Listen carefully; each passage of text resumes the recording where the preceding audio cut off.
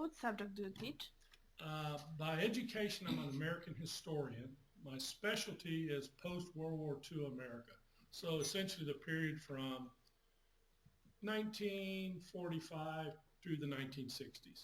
And I study social cultural history. So I call myself what we consider a cultural historian. More than there's other things. There's political historians and economic historians and so on and so forth. I consider myself a cultural historian. Okay, and how long have you worked in Krosno?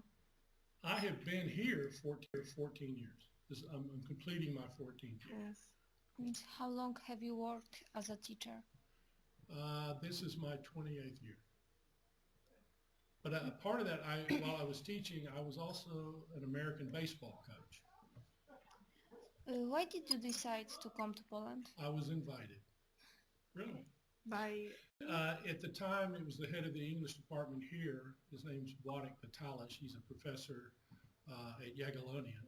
I had met him the year before at the first Holocaust conference they had at Jagiellonian in Krakow. They did it in conjunction with two American universities. One was the one I was doing my doctoral studies at the time, Texas A&M University. And my supervising was the one who invited me here the first year. And I met Dr. Vitalis, and the next year he invited me to come teach. And to be honest, I said, I can do anything for 1 year, you know. And so, yeah, I accepted it. And I liked it. And by the way, I live in Krosno. I don't consider the United States my home. and what do you think about Krosno? I love it. And I have a question. Can I ask you a question? Yeah. Yes, of course. Why are Poles amazed that I like Krosno? It amazes me. Because we think it's a small city. It is, so what? We want to live in bigger city. You're young. I've lived in big cities. Austin, Texas, where I come from, the area now is almost 1.5 million people. So it's a big place. I like Krosno, and it's 50,000. I can walk from my house to school. I can walk to the shops. You know, it's easy. And I'm an American. We don't walk anywhere. You know that, right? Mhm. Yes, we know that. And do you see any difference between the Polish students and the American British students? I sort of just said that, but I really don't, and I never have. Even my very first year here, when I didn't understand anything, I told my students even then, and I look at you right now, any of you could be in my classes in the United States when I taught. You're young people, you're smart people, you're inquisitive, you got good minds, you know. One difference is Polish students generally don't ask questions in class. All right, I'll lecture today and I'll say, do you have any questions? You'll just sit there. Okay, and then after class, you'll walk up to me one by one. What about this? You know, and I say, why didn't you ask that in class?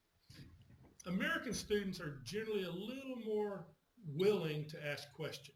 Okay, if there's anything, that may be it. But each of you, and I'm talking even the broader rim, all of you could be in an American classroom and nobody would know the difference. Really? Good to know. Yeah. You're not different. You dress alike. You're beautiful, and well, the men are ugly, but the women are all beautiful. You know, I'm just kidding, man. You're not ugly. It's just teasing. It's a joke. No, it's really you could be in an American classroom and nobody would know the difference. And now, do you feel safe in our country? Yes, I do. Now, you want a bigger answer to that question? No. Okay. No, I feel very safe here. So that's good to know. Yeah, Yes. I feel safe. As a matter of fact, I feel safer here than I would in the United States. Yes. Sure. I grew up in the United States, again, 50 years ago. I remember going to college and coming back the first weekend, and my parents were gone, and they locked the house. My house had never been locked in my entire life. I didn't have a key. I couldn't get in my own house. I had to go to a neighbor to get a key to get into my house. Today, you have triple locks on everything. You know, Poland, I don't feel like I even have to lock my front door. Yeah. So, yeah, I feel safe here. And what do you like most about Poland or Krosno? Are the people kind, helpful to you? Well, people are very friendly to me. Very friendly. Always have been since I can. There's an inquisitiveness about I guess because I'm a stranger, people like to talk to me. By the way, that's an annoying thing too. If I go into a place and I'm sitting and having a drink or wine or something, everybody wants to talk to me. And I don't, you know, sometimes you like to be just private and left alone.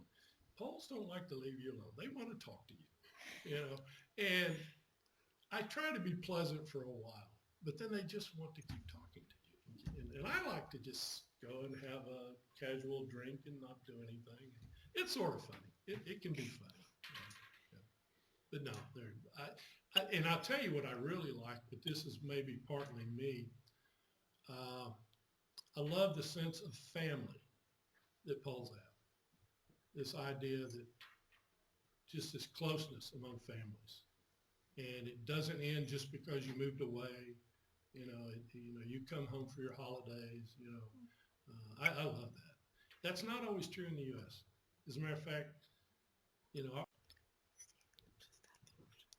And how did you find yourself in the new surroundings after coming to Poland?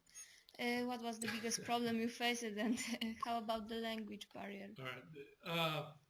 Well, first, as I said, I've lived here 14 years, and I'm totally honest, my Polish is terrible. It still is. Can you But say that's because anything? I'm lazy. Yes, I can. Jeszcze jedno piwo. All right? I can get a beer. I can get a beer. All right? I can do little things. I go to the store by myself. I go to my doctor, and he speaks no English, but we communicate. When I was first here, I knew no Polish. I was very terrible at it.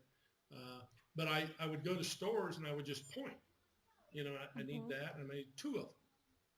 You find math, you can communicate with anybody. 1, 2, 3, you know, it's easy. So you point, and then they would realize he's a dumb American, so okay. So it was fun.